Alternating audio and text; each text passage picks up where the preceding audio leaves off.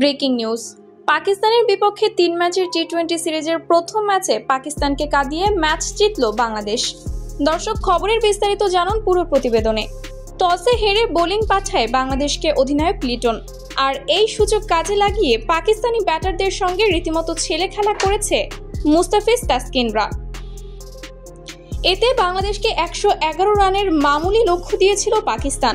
প্রথম ওভারে শেখ মাহিদিকে বোলিংয়ে আনেন লিটন। দ্বিতীয় ওভারে বাউন্ডারি খেলেও ম্যাচ আউটের ফাঁদে ফেলেছিলেন ফখর জামানকে, কিন্তু সহজ ক্যাচ তালুবদ্ধ করতে পারেননি তাসকিন। প্রথম ওভারে ফখর জামানের ক্যাচ মিসের পর বোলিংয়ে আসেন তাসকিন, আর এই ওভারেই সাইম আইয়ুবকে ক্যাচ আউট করে প্রায়শ্চিত্ত করেন তাসকিন। পরের ওভারে 3 বলে 4 রান করা হারিসকে ফেরান শেখ মাহিদি। পঞ্চম ওভারে তানজিম সাকিবকে বোলিংয়ে আনেন লিটন। ওভারের শেষ বলে সালমানকে ক্যাচ আউট করেন সাকিব। এরপর কাটা পড়ে হাসান নওয়াজ। এতে পাওয়ার প্লেতে 41 রান তুলতেই 4 উইকেট হারিয়ে বসে পাকিস্তান। ব্যাটিং ব্যর্থতার দিনে দলকে আরও হতাশ করেন মোহাম্মদ নওয়াজ। অষ্টম ওভারে রান আউট হন তিনি। 5 বলে 3 রান করেন, কিন্তু এক প্রান্ত আগলে রেখে রান তুলেছিলেন ফখর জামান, কিন্তু তিনি হতাশ হয়ে যান, আউট হন, যার ফলে শেষ মুহূর্তে 110 রানেই গুটিয়ে যায় পাকিস্তান।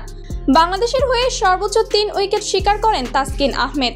এছাড়াও মুস্তাফিজুর রহমান 2টি, শেখ মাহিদি ও তানজিম হাসান সাকিব 1টি করে উইকেট শিকার করেন। পাকিস্তানের সহজ টার্গেটে জবাবে শুরুতে 2 উইকেট হারিয়ে বসে বাংলাদেশ। এরপর তৌহিদ হৃদয় ও ইমন দায়িত্বশীল ব্যাটিং করতে থাকলে, যার ফলে দলের বাকি ব্যাটারদের ব্যাটিংয়ে শেষ মুহূর্তে কোনো প্রকার চাপ ছাড়াই ম্যাচ জিতে যায় বাংলাদেশ।